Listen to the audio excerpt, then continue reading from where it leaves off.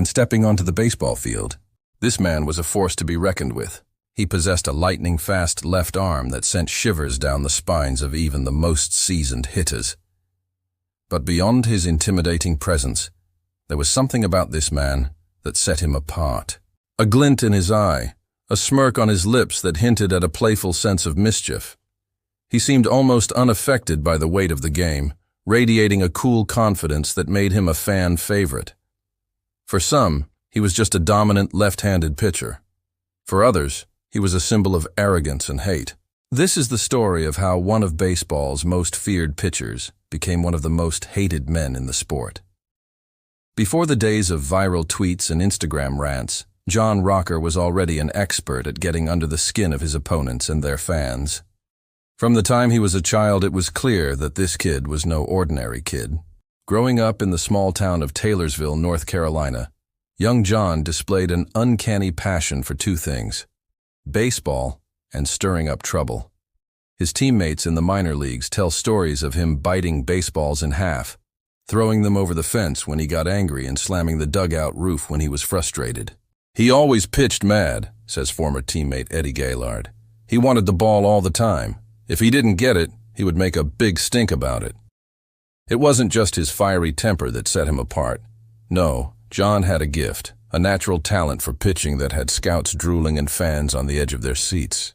In 1995, he signed with the Atlanta Braves and began his journey through the minor leagues. In 1996, he was called up to the majors and everything changed.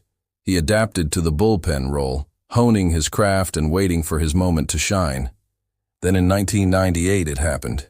He had a breakout year with a stellar 2.35 ERA, becoming one of the most dominant relievers in baseball. Braves fans believed they had found their next great closer, but it was his personality, or perhaps his lack thereof, that truly set him apart. He was brash, unapologetic, and in your face. And then came December 1999. John sat down with Sports Illustrated writer Jeff Pearlman for what was supposed to be a routine interview. But what happened next would change his life forever. The article painted a picture of a man who was not only extremely talented, but also extremely problematic. He unleashed a tirade of racist, homophobic, and sexist remarks, attacking the New York Mets and their fans. But it was his most famous line that truly cemented his infamy.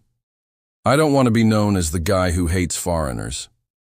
Well, that's exactly what he became. Overnight, the story exploded, making headlines across the country. Without social media, the story spread through traditional media outlets, leaving no doubt that John had become public enemy number one. The fallout was swift and brutal.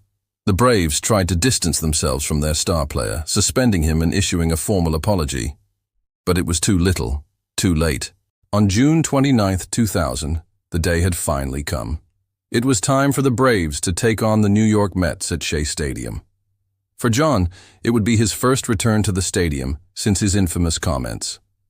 Over 700 police officers were deployed to maintain order as thousands of fans gathered near the Braves' bullpen, ready to let their anger be heard. Inside the stadium, a protective cover was placed over the Braves' bullpen, shielding John from the jeers and taunts of the home crowd.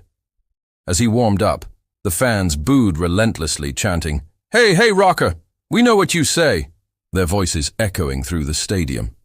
Before the game, a video of John's apology was played on the Shea Stadium Jumbotron. It was met with more boos. The years that followed were a mix of success and struggle. He was traded to the Cleveland Indians in 2001. Seen as a gamble, he was expected to replace Bob Wickman as the closer. He started strong, but on May 29, 2001, he blew a save against the Boston Red Sox, giving up 3 runs in the 9th inning. This loss shattered his confidence and marked the beginning of his downfall. His ERA ballooned to 5.45, and his reputation was in tatters. By the end of the season, he was out of baseball. He bounced around to several teams, but he was never the same again. The media continued to focus on his off-field antics rather than his pitching prowess. And so ended the story of a man who went from hero to zero. A man who had it all, the talent, the drive, the passion, but ultimately lost it all because he couldn't keep his mouth shut. If there's one thing John Rocker's story teaches us, It's that words can have the power to destroy just as quickly as they can build up. And sometimes the biggest downfall comes not from our actions, but from what we say. Now it's your turn. What do you think? Should athletes be judged only by their performance, or also by what they say and believe? Let me know in the comments below. And if you enjoyed uncovering this rise and fall story, don't forget to hit that like button and subscribe for more. Thanks for watching, and see you next time.